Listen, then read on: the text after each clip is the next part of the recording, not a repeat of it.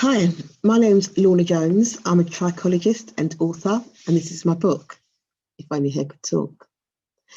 So this book is about a hair follicle that takes on a superpower ability to enable it to speak out loud. So the book's an essential grooming guide for women and men with afro-textured hair, or for people with an interest in afro-textured hair. So we do all sorts of things to our hair. We colour our hair, we straighten our hair, whether we use chemicals or tongs. We twist our hair in locks, we hairstyle, all different types of hairstyles. We wash our hair, and the hair follicle or the hair strand has a response to each of those things, and it tells you all about it in the book. So before we talk about hair, I thought we'd just have a look at how hair grows. So I thought I'd compare it to the way a plant grows. So if we imagine that's the scalp, under the scalp is what we call a hair follicle. Now we're born with, on average, 100,000 hair follicles, and each of them produces a hair strand from birth. So the hair follicle is almost like the anchorage. It's produced a strand, it has its own supply of blood, blood supply, from which we get the nutrients and the water to enable the hair to grow.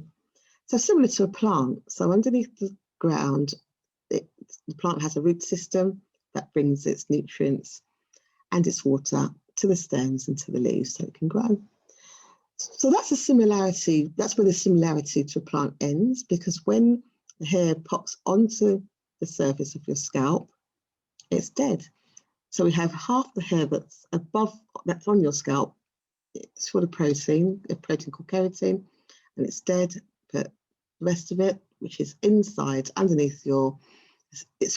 your scalp and your body, and that part is very much living, and that's how hair grows. But with the plant can take sunlight and use that to photosynthesize. And you can also put fertilizer on the plant, and that enables it to grow. We can't add anything to our hair on the actual hair strand to enable it to grow. There are no actively dividing cells that will grow your hair. All the growth takes place inside our bodies. What you can do when we have hair on our heads is just to condition it, moisturize it, and style it and look after it. We can't add anything to it that will allow it to grow, not like plants, as if we can use fertilizer and it can grow that way. We can't do that to hair. And the other thing I should mention is also as well, you may cut back plants or cut back bushes, and it makes them grow sideways, like you might sprout leaves and stems at the side, and it gets bushy. We can't do that with hair. If we trim the hair, which we should be doing every 6 to 8 weeks, you trim the edges at the ends so that you don't get split ends, because if you have split ends, they can continue to split, go right back to the scalp, and that will cause breakage, and you lose hair that way. So that's a similarity. So let's have a look at how hair grows. Well, I have a chapter in my book, and it talks about nutrition and the importance of nutrition. So it's important to have a healthy, balanced diet, one that includes the macronutrients, which will be your carbohydrates, your fats, your proteins, and your micronutrients, which will be your minerals and vitamins. You need to have an adequate intake of water, so it's roughly 6 to 8 glasses a day. And this is produced by the NHS Eat Well Guide, so you can Google that, or they can provide copy. So it's really important to have a healthy, balanced diet. Now, quite often people have exclusive diets, so you may be a vegan, for example, or vegetarian. And it's really important, if you are excluding certain types of foods, that you get your nutrients from somewhere else. So, for example, if you no longer eat meat, for example, where you get your protein, then you have you look for alternatives. So it's really important, again, to just mention inflammation, because we do sometimes find hair inflammation associated with some types of hair loss. So the food that actually can increase inflammation inside our bodies, and it's things like fried foods, processed meats, things that we're familiar with. And we would certainly suggest not an anti-inflammatory diet, but a food that includes foods that are anti-inflammatory. So you've got your leafy green vegetables, your fruits, your fish, your salmons, tomatoes. And it's just important, as I said, to have a healthy, balanced diet to enable the hair to grow really well. So I'm going to turn to chapter 5 of my book. I'm going to go through my book. I'm not going to go through all of it because I do want you to, don't want to spoil it for you. So it is available, I should have said at the beginning, from Amazon. You can buy it outright, or you can get it on Kindle, or of course through the libraries where you can borrow it. So if I turn to page 5, this talks about heat. And I'll just read from the book actually, that you can have a hear what the hair follicle has to say. So this is the person using tongs. Ouch, why are you burning me with those tongs? Don't you like me? It's so hot, I'm not sure if I'm going to be able to withstand all of this heat.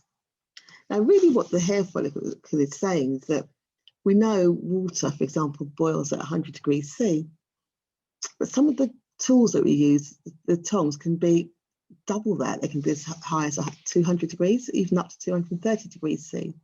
That's really important. The advice in the book is to say, just turn them down, don't have them as hot as they can do, because we know heat can cause damage. And you should also use a heat protectant spray when you're using tongs. It should never go directly onto hair without having that protectant spray, protect some of the hair strands. And also, you may use a blow dryer. You may from time to time decide to, towel dry your hair or air dry your hair. All these things, I mean, if you can reduce the amount of heat on your head, that will, because heat does cause damage, and heat can also be quite drying. So as I said, it's a good grooming guide. It's not to tell people to stop what they're doing. It's just to make you aware of certain things, certain practices, how that may affect the hair follicle. There's a number of other things, I said, in the book. I'm not going to go through it. Do please either borrow the book or purchase the book, and it will take you through some of the main things that we do. So I'm going to speed right to the end of the book, and the book says at the end, it's off now. That's the end of the growth cycle, which is this, and I'll be back. The hair grows in cycles. So you have your hair on your head. It could be on your scalp for anything between 2 to 6 years. What happens is after the end of that growth cycle, it grows out, and then a new one forms again from inside the scalp, and that's the plan. So the hair has every intention of coming back. This book is not about hair loss, but of course sometimes the growth cycle gets disrupted, and we do find that people are losing hair. So thank you very much. That's the end of my book. You can contact me these are my contact numbers. I'm available on the internet, so it's www.caringforhair, that's the name of the company, and also cover webinars and events. And if you'd like to come along to any of the events, then you can find those details on Eventbrite. Thank you very much.